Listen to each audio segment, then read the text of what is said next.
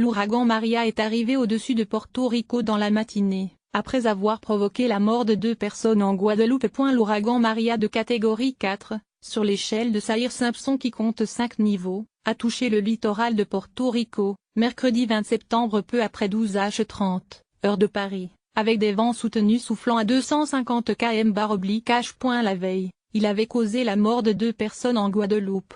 Ce qui n'était encore qu'une simple tempête tropicale il y a 3 jours s'est soudain transformé, en touchant les îles de la Martinique, de la Dominique et de la Guadeloupe, en un ouragan d'une puissance comparable à celle d'Irma, qui a dévasté il y a moins de 2 semaines les îles de Saint-Martin et de Saint-Barthélemy. Lire aussi, ouragan Maria, une intensification si rapide et si forte n'était pas vraiment anticipée. Porto Rico en alerte. L'ouragan Maria est arrivé mercredi matin au-dessus de l'île de Porto Rico, a annoncé le Centre national des ouragans, NHC, américain. L'œil de l'ouragan a touché terre près de Yabucoa, dans le sud-est de l'île, vers 6h15 local, 12h15 en métropole. Rétrogradé en catégorie 4 peu avant 11h, heure française, il provoque des vents soufflant au maximum à 250 km/h.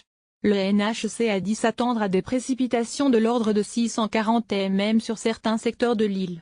Les vagues devraient aussi se creuser dangereusement et pourraient atteindre jusqu'à 2,75 m. Les 3,5 millions d'habitants se sont rués, mardi, dans les magasins pour acheter des produits de première nécessité et ont protégé de leur mieux leurs maisons et commerces.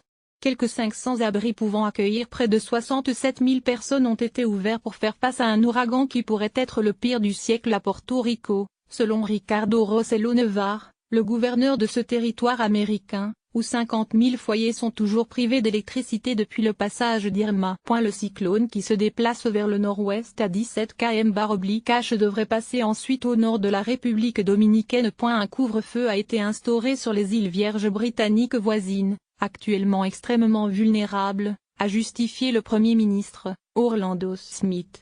Depuis le passage d'Irma, qui a fait 9 morts dans cet archipel, plus de 1300 militaires britanniques ont été déployés dans les Caraïbes. Malgré les craintes, il semble que les îles Vierges britanniques ne seront pas aussi durement touchées que précédemment, a estimé mercredi sur la BBC le secrétaire d'État britannique aux Affaires étrangères, Alan Camp. Dans les îles Vierges américaines, les autorités attendaient le lever du jour pour évaluer l'ampleur des dégâts à Sainte-Croix, où vit la moitié des 100 000 habitants du territoire.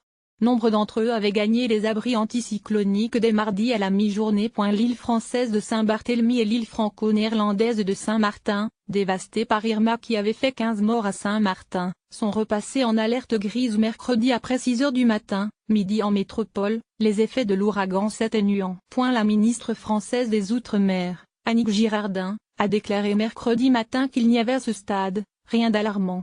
Des alertes ouragans ont également été déclenchées dans les îles de Saint-Kitts-et-Nevis, Montserrat, Royaume-Uni, Antigua et Barbuda, Sainte-Lucie, ainsi que Saint-Eustache et Saba, Antilles néerlandaises.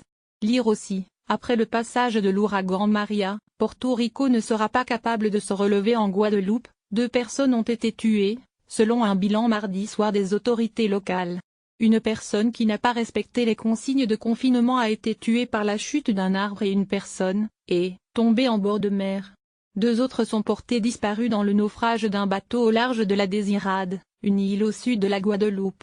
Les autorités ont noté, mardi soir, peu de dégâts sur le bâti, mais 40% des foyers sont privés d'électricité et 25% des clients de téléphonie fixe n'y ont plus accès. De nombreuses routes sont bloquées et des inondations ont été signalées dans la région de Pointe-à-Pitre. Mais la piste de l'aéroport est rouverte selon Madame Girardin, notamment pour reprendre le pont aérien et maritime d'Aide à Saint-Martin. Pour l'instant, les écoles sont fermées, les activités n'ont pas lieu, ça va reprendre tranquillement son rythme, a précisé la ministre. Elle a précisé que la commune de Basse-Terre a été largement touchée, il y a des dégâts importants liés au vent et aux inondations. Dans l'archipel des Saintes, la situation ne paraît pas critique, a affirmé le préfet Eric Maire, bien que l'ouragan l'ait frôlé à 20 km au sud. Le pic du phénomène dans l'archipel a été atteint mardi à 3h, 9h en métropole. L'œil de l'ouragan est passé à moins de 50 km du sud de Basse-Terre. La Guadeloupe restait mercredi en vigilance grise post-ouragan, Q.